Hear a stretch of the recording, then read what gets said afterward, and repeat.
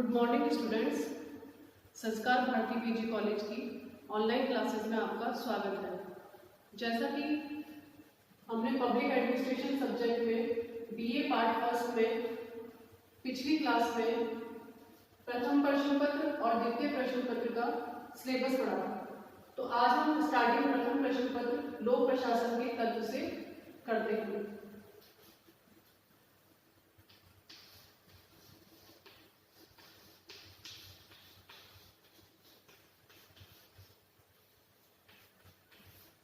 तो स्टूडेंट्स, हमारा जो सेक्शन ए था उसका जो पहला टॉपिक है वो है लोक प्रशासन का अर्थ।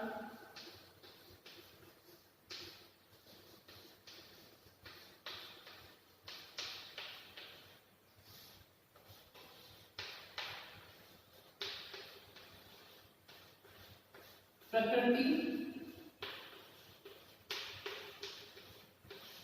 एवं क्षेत्र।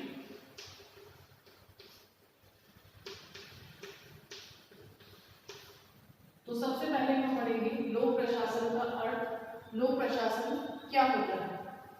तो सबसे पहले हम लोक प्रशासन को समझने से पहले हमें समझना होगा प्रशासन क्या होता है। लोक एवं प्रशासन, प्रशासन शब्द जो होता है वो दो शब्दों से मिलकर बना होता है, प्र प्लस शासन। इसकी जो धातु है वो है प्र प्लस शास। इन दो शब्दों से मिलकर के प्रशासन बना होता है, जिसका अर्थ होता है उत्कृष्ट रीति से शासन करना। आप नोट कर लीजिए, उत्कृष्ट रीति से शासन करना।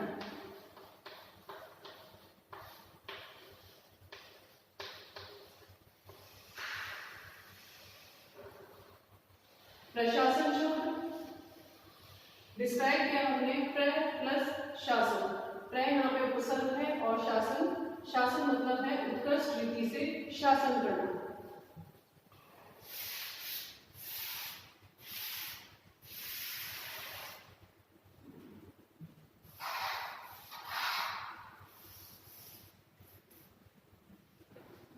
वैसे सामान्यतः देखा जाए तो प्रशासन का अर्थ होता है सरकार से, लेकिन आज वर्तमान युग में जैसा कि हम देखते हैं प्रशासन का अर्थ होता है आदेश देना, प्रबंध करना या निर्देश देना।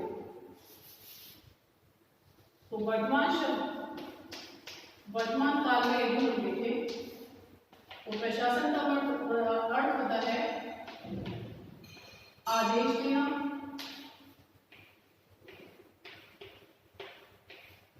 निर्देश देना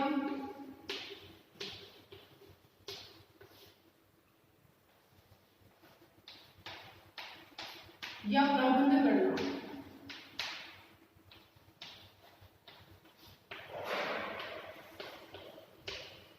कहने का अर्थ है कि सरकार द्वारा जनता के हित के लिए जो भी कार्य किए जाते हैं उसमें अधिकारी या कर्मचारी वर्ग जो नीचे के कर्मचारियों को आदेश देते हैं वो सभी आता है प्रशासन में।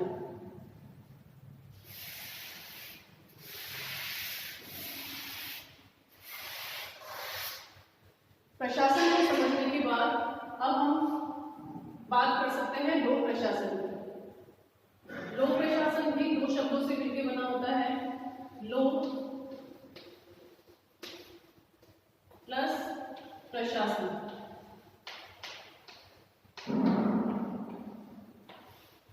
लोक का अर्थ होता है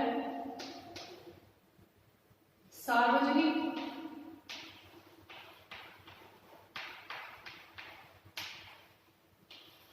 या सारी जनता से या समस्त जनता से संबंधित।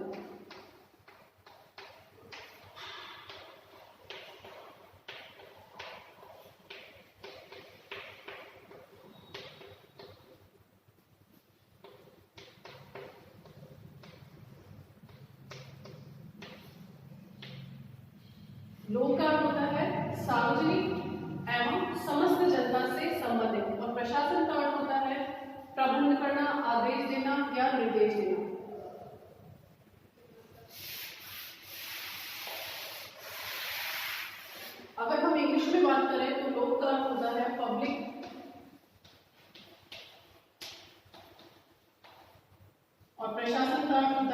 एडमिनिस्ट्रेशन।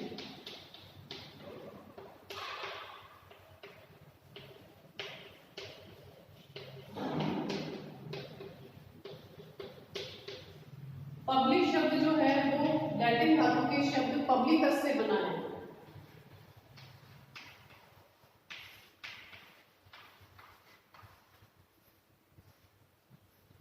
पब्लिकस से बना है, ये है लैटिन शब्द।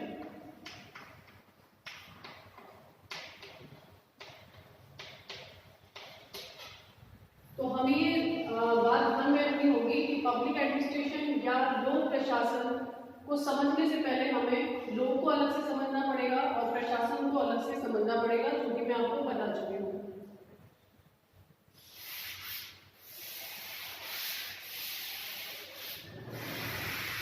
अब हम आते हैं लोक प्रशासन के अर्थ में।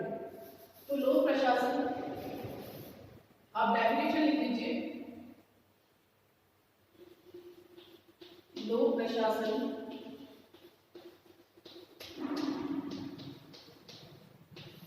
प्रशासन का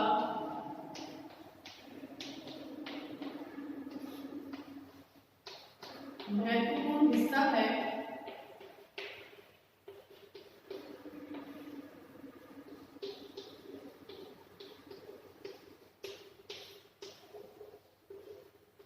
जिसका उद्देश्य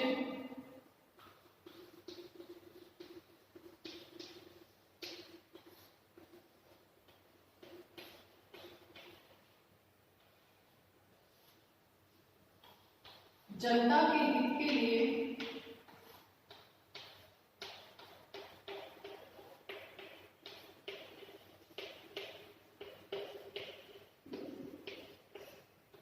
प्रशासन करना है।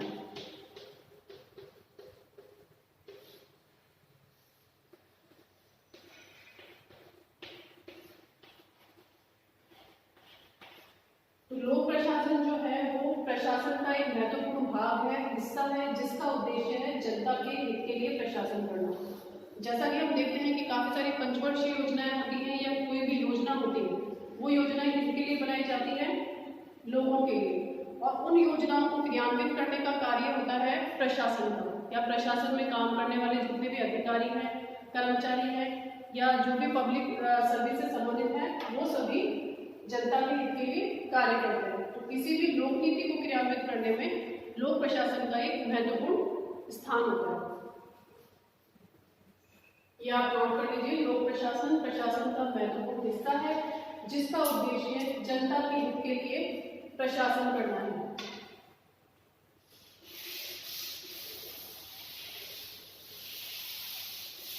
लोक प्रशासन में L D. White, Marx, Willoughby, Simon, इन सभी ने अपनी अपनी डेफिनेशंस दी हैं। इसमें एल.डी. वाइट ने कहा है कि लोक प्रशासन सार्वजनिक नीति को क्रियान्वित करने का एक महत्वपूर्ण साधन है, जिससे कि जनता के उद्देश्य पूरे होते हैं। ये बात भी हमारे लोक प्रशासन की अर्थ थी। लोक प्रशासन के अर्थ को दो अर्थों में भी हम समझ सकते हैं। एक होता है व्यापक अर्थ और एक होता है संकुचित अर्थ।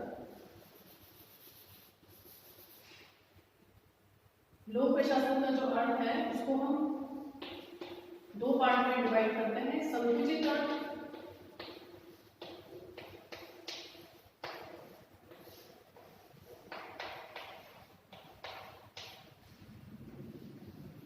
और व्यापक अर्थ। जैसा कि नाम से स्पष्ट हो रहा है, संकुचित मतलब एक लिमिट में रहना, एक सीमित मर्यादा में रहना, और व्यापक मतलब जिसका क्षेत्र काफी फैला हुआ है। तो हम यदि संकुचित अर्थ की या व्यापक अर्थ की बात करते हैं, तो संकुचित अर्थ में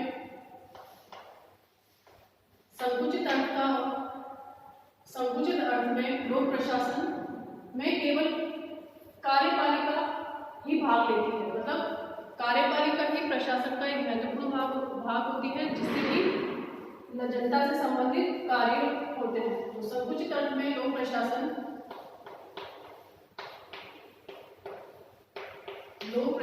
में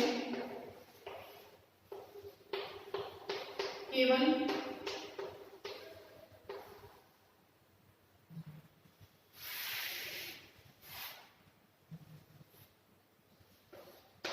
कार्यपालिका से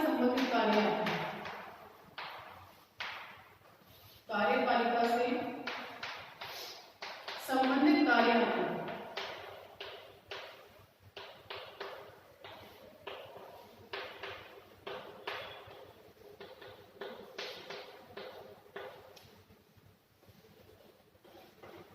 और यदि हम बात करें व्यापक अर्थ की,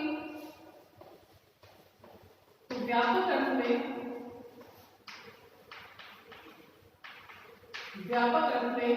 लोक प्रशासन में व्यवस्थापिका,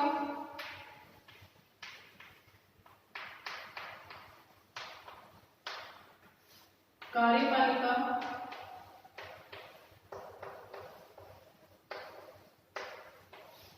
एवं न्यायपालिका,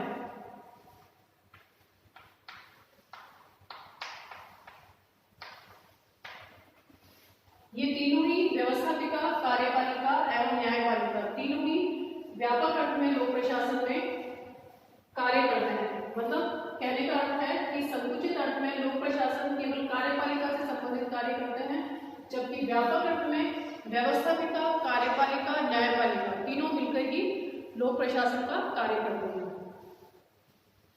ये आप नोट कर लीजिए।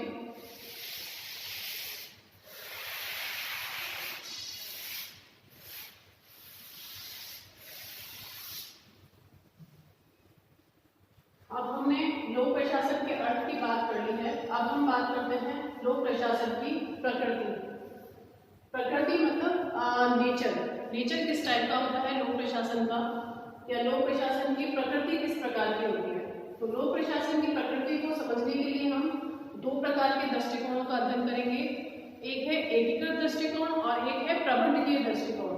तो दो प्रकार के दृष्टिकोण हैं लोक प्रशासन की प्रकृति समझने के लिए।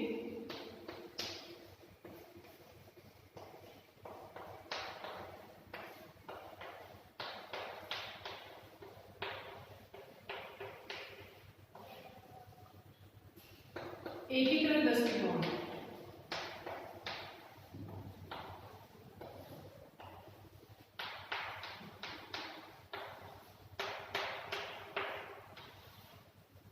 एकीकृत दृष्टिकोण एंड प्रबंधकीय दृष्टिकोण।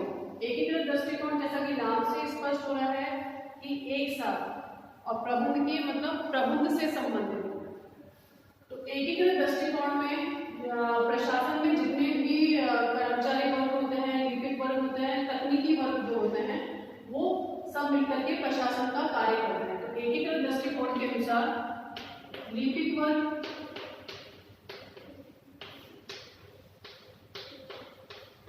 तकनीकी वर्ग,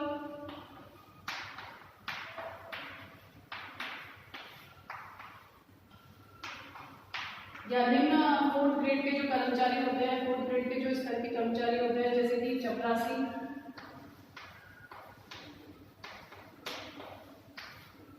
ये सब मिलकर के प्रशासन का कार्य करते हैं।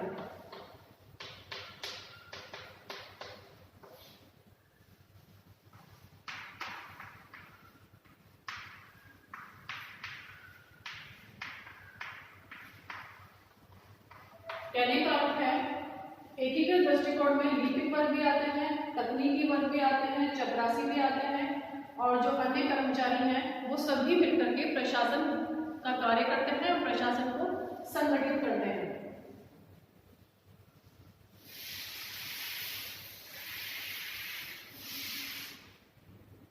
दूसरा जो दृष्टिकोण है या दूसरी जो लोक प्रशासन की प्रकृति है वो है प्रबंधकीय दृष्टिकोण।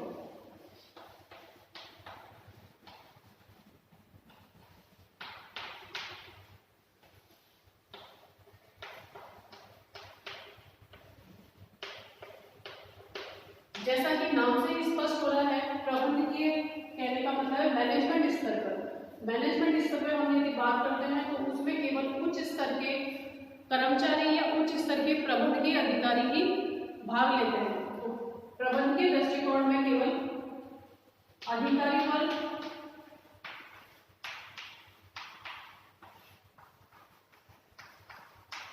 एवं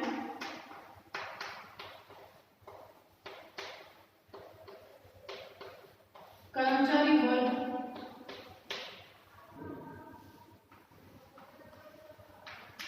प्रशासन का कार्य करते हैं।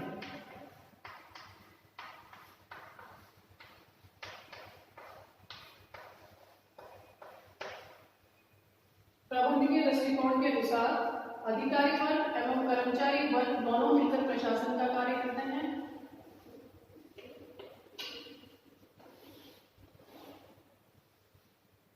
या आप नोट कर लीजिए।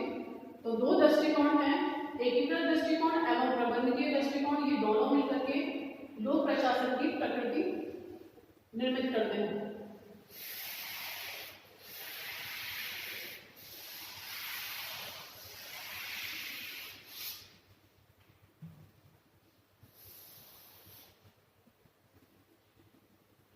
अब हम बात करते हैं, हमने अर्थ पढ़ लिया है, प्रकृति पढ़ ली है, अब हम बात करते हैं क्षेत्र की कि लोक प्रशासन का क्षेत्र कहाँ कहाँ फैला हुआ है।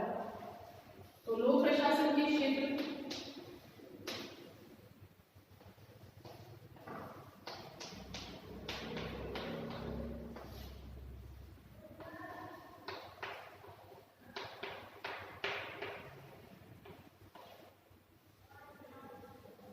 लोक प्रशासन के क्षेत्र में पहला आता है व्यापक क्षेत्र।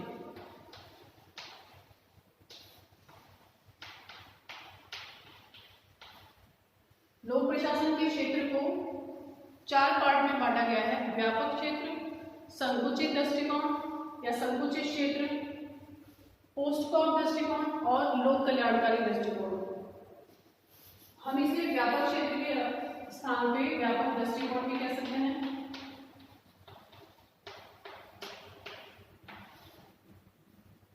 तो सबसे पहले हम बात करेंगे व्यापक दृष्टिकोण। व्यापक दृष्टिकोण के समर्थक थे L D White, Marx and Willoughby. L D White, Marx, Willoughby के अनुसार लोक प्रशासन का क्षेत्र जो है वो व्यवस्थापिका, कार्यपालिका एवं न्यायपालिका, इसमें तीनों से संबंधित कार्य आते हैं। तो व्यापक दृष्टिकोण के अनुसार एल डी वाइट, आप समर्थक लिख लीजिए, इनके समर्थक कौन कौन रहे हैं। L D White, Marx, Willoughby. ये आपके कॉम्पिटिशन एग्जाम्स में आ सकता है कि लोक प्रशासन के क्षेत्र के व्यापक दृष्टिकोण के समर्थक कौन रहे हैं। तो ये सभी हैं समर्थक, कहने का अर्थ है व्यापक दृष्टिकोण को मानने वाले। L D White, Marx, ग्लोबी।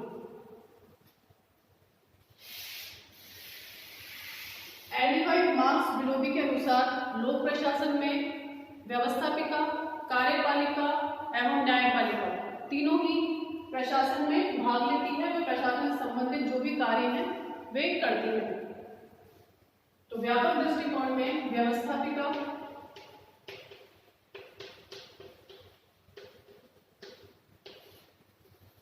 न्यायपालिका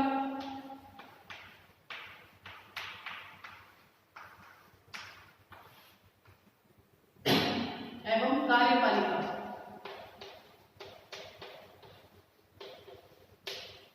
ये तीनों अंग मिलकर कार्य करते हैं। व्यापक दृष्टिकोण के अनुसार एल डी वाइट व मार्क्स ग्लोबी ये कहते हैं कि व्यापक दृष्टिकोण में सरकार के तीनों अंग जो है व्यवस्थापिका, कार्यपालिका, न्यायपालिका, ये तीनों मिलकर के प्रशासन का कार्य करती है।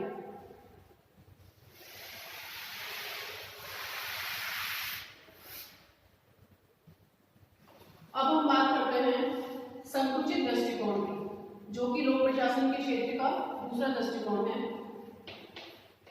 संकुचित दृष्टिकोण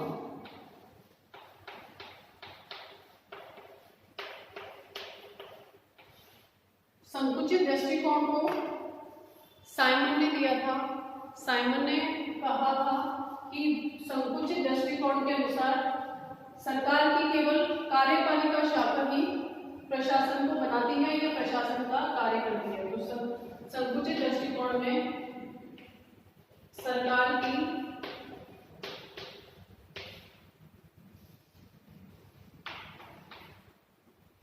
केवल कार्यपालिका शाखा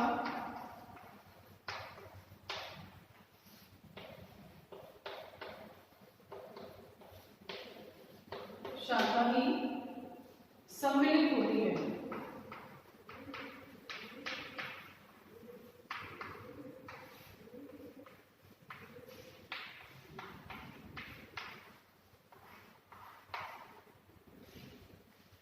ये आपको समझ में आ गया होगा कि संकुचित दृष्टिकोण में केवल कार्यपालिका शाखाएं सम्मिलित होती है, व्यापक दृष्टिकोण में व्यवस्थापिका, कार्यपालिका एवं न्यायपालिका तीनों ही शाखाएं सम्मिलित होती हैं।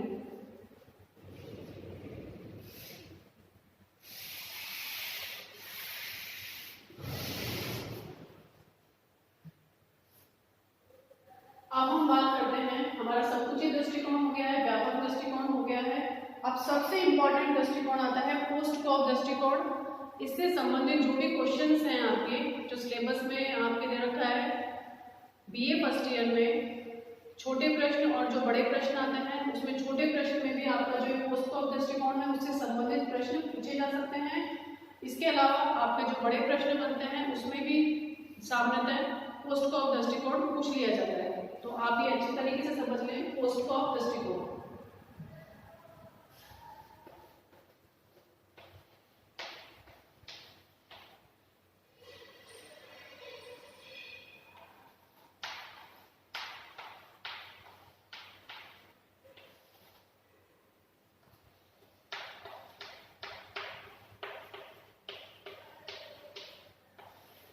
पोस्ट कॉप दृष्टिकोण हिंदी में पोस्ट कॉप दृष्टिकोण इस प्रकार से लिखेंगे। यदि हम इंग्लिश में बात करें तो POSTCORB।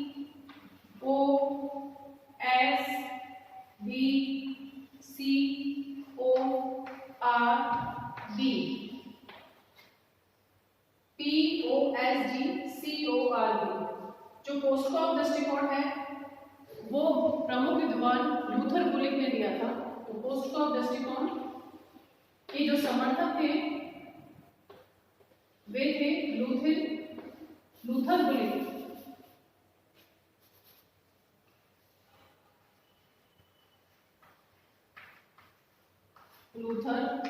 गुलिक।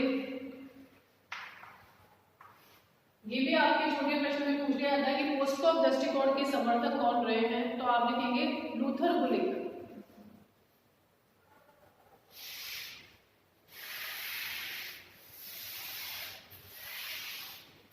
अब आप विस्तार से पोस्ट कॉप दृष्टिकोण समझ लीजिए।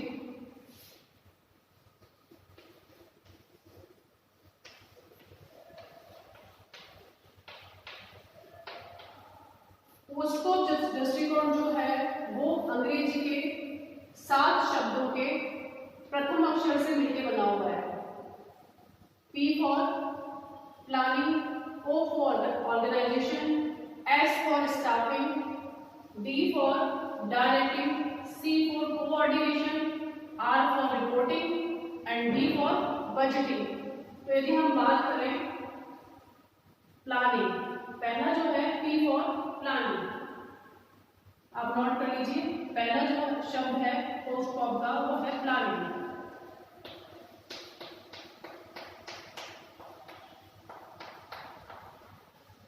प्लानिंग का अर्थ जैसे कि आप समझ रहे हैं, प्लानिंग का अर्थ होता है योजना बनाना। तो कोई भी संगठन है यदि वहां पे कोई भी कार्य प्रारंभ किया जाता है तो सबसे पहले क्या बनाई जाती है, योजना बनाई जाती है, उसका ढांचा तैयार किया जाता है या कार्यों की रूपरेखा तैयार की जाती है। तो प्लानिंग का अर्थ होता है योजना बनाना।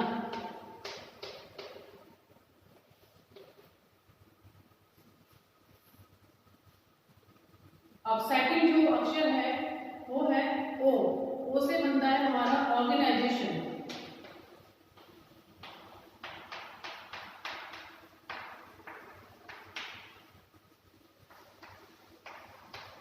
ऑर्गेनाइजेशन का अर्थ होता है संगठन बनाना।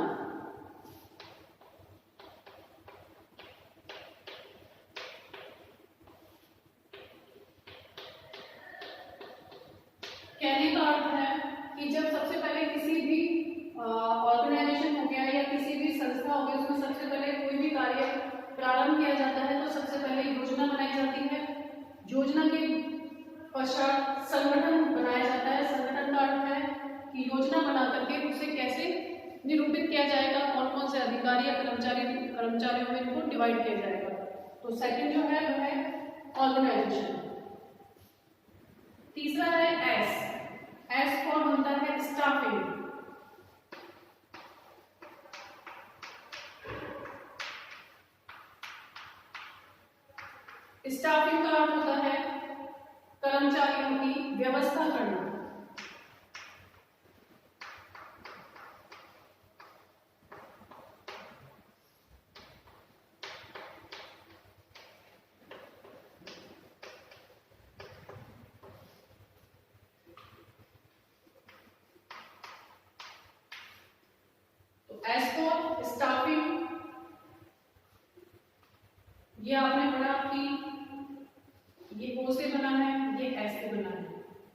स्टाफिंग, कर्मचारियों की व्यवस्था करना। कर्मचारियों की व्यवस्था करने में आता है कि उनकी भर्ती किस प्रकार की होगी, उनकी प्रशिक्षण किस प्रकार से होगा, उनकी पदोन्नति किस प्रकार से होगी, वो हम सारा जो अध्ययन है वो स्टाफिंग में करते हैं, जहाँ पे कर्मचारियों की व्यवस्था की जाती है।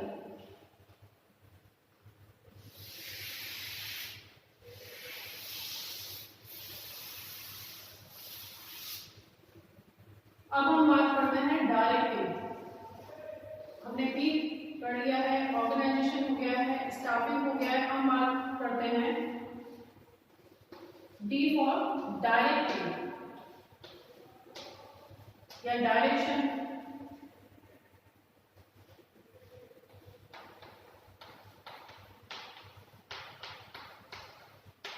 डायरेक्टिंग का अर्थ होता है निर्देश देना।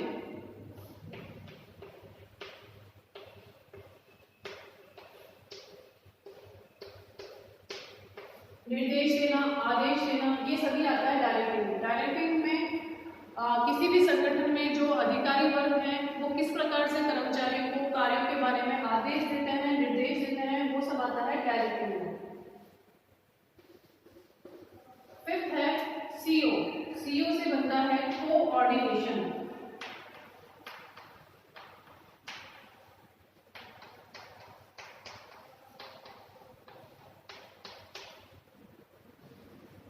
कोऑर्डिनेशन का अर्थ होता है समन्वय करना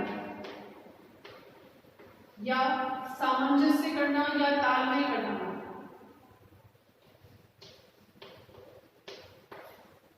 कोऑर्डिनेशन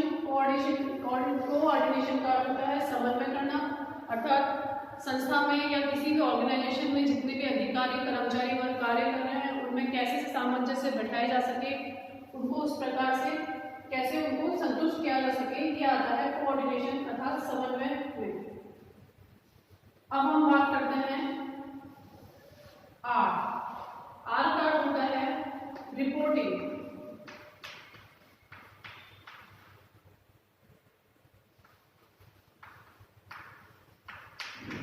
रिपोर्टिंग का अर्थ होता है रिपोर्ट देना या रिपोर्ट तैयार करके अधिकारियों को देना।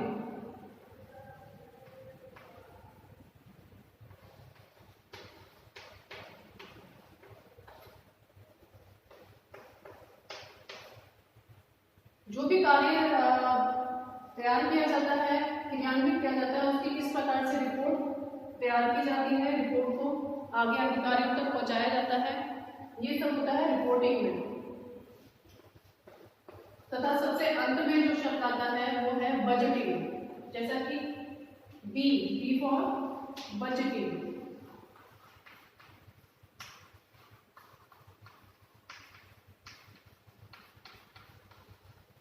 बजटिंग का अर्थ होता है बजट तैयार करना।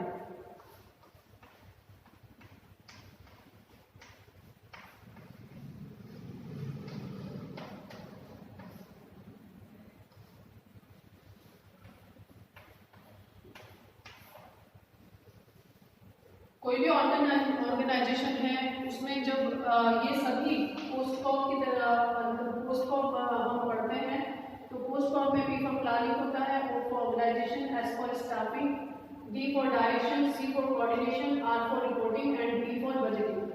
तो सबसे अंत में आता है बजट तैयार करना, मतलब संगठन में कितना जो आय हुई है एवं कितनी व्यय हुई है उसका सारा लेखा जोखा बजटिंग में किया जाता है। तो आप इसे अच्छे से याद कर लें, इसे बार बार पढ़ें।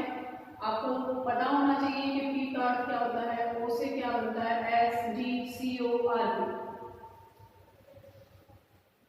तो यहाँ बात की है पोस्टकॉप दृष्टिकोण की।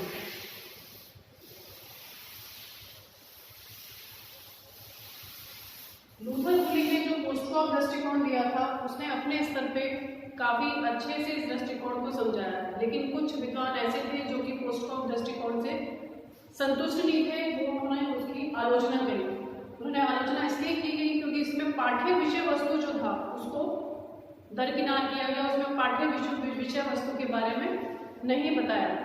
इसलिए पोस्टकॉप दृष्टिकोण को जो और समर्थक थे उन्होंने नकार दिया, लेकिन लूथर बुलिंग ने अपनी तरफ से पोस्टकॉप दृष्टिकोण को अच्छे से समझाया। तो कोस्टकॉफ दृष्टिकोण की जो आलोचना है,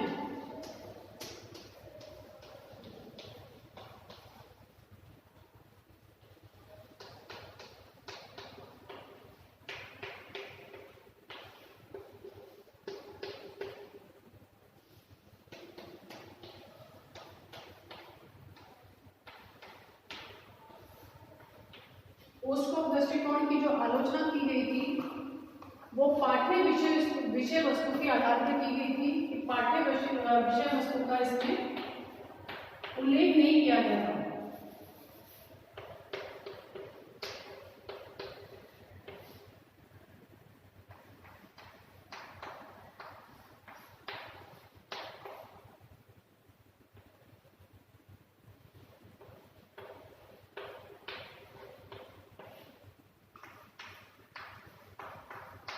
तो पाठ्य विषय वस्तु नहीं होने की वजह से कोस्टकॉफ दृष्टिकोण को नकार दिया गया था। इसके बाद बात करते हैं हम लोक कल्याणकारी दृष्टिकोण की। हम 3 दृष्टिकोण क्षेत्र में 3 दृष्टिकोण पढ़ चुके हैं, व्यापक दृष्टिकोण, संकुचित दृष्टिकोण, कोस्टकॉफ दृष्टिकोण। अंत में हम पढ़ते हैं लोक कल्याणकारी दृष्टिकोण।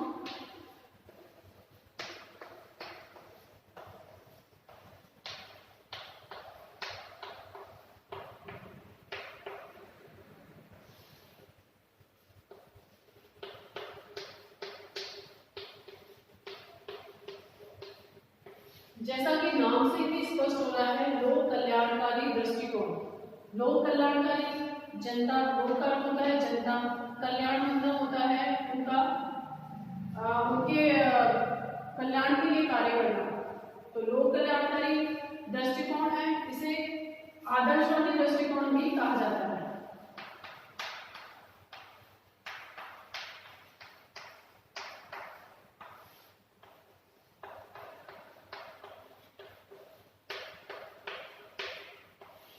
आदर्शवादी दृष्टिकोण भी कहा जाता है। तो लोक कल्याणकारी दृष्टिकोण में जो समर्थक थे उन्होंने ये बताया था कि इसमें लोक प्रशासन और राज्य दोनों मिलकर कार्य करते हैं। मतलब लोक प्रशासन को और राज्य को लोक कल्याणकारी दृष्टिकोण ने समान माना, एक ही माना। इसमें लोक प्रशासन और राज्य को अलग अलग नहीं माना गया। मतलब लोक प्रशासन और राज्य दोनों मिलकर ही जनता के कल्याण के लिए कार्य करते हैं। तो लोक कल्याणकारी दृष्टिकोण, लोक प्रशासन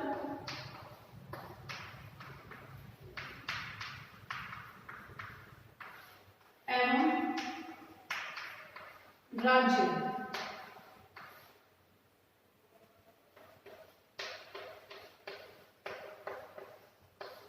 राज्य को एक ही माना गया।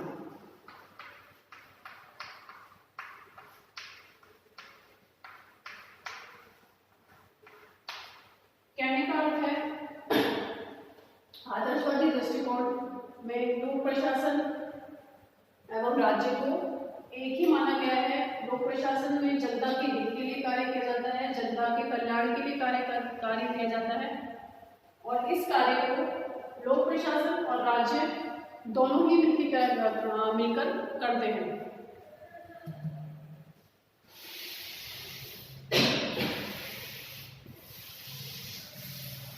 तो इस प्रकार आज के जो टॉपिक में हमने लोक प्रशासन का अर्थ पढ़ लिया है, प्रकृति पढ़ ली है, क्षेत्र पढ़ ली है।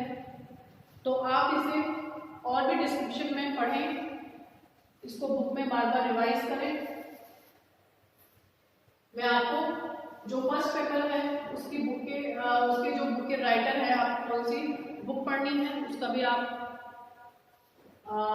नोट कर लीजिए कि ताकि आपको आगे दिक्कत नहीं हो। लोक प्रशासन के तत्व में BL पढ़िए।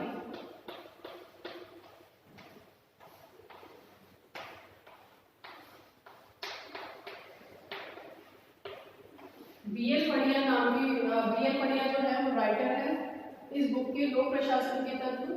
तो आप BL पढ़िया की बुक ले लीजिए और उसमें से जो फर्स्ट टॉपिक है उसका रिवीजन करिए और बार बार इसे रिवाइज कीजिए। तो आज हमने लोक प्रशासन का प्रकृति एवं क्षेत्र पढ़ा। कल हम नेक्स्ट टॉपिक पढ़ेंगे। धन्यवाद।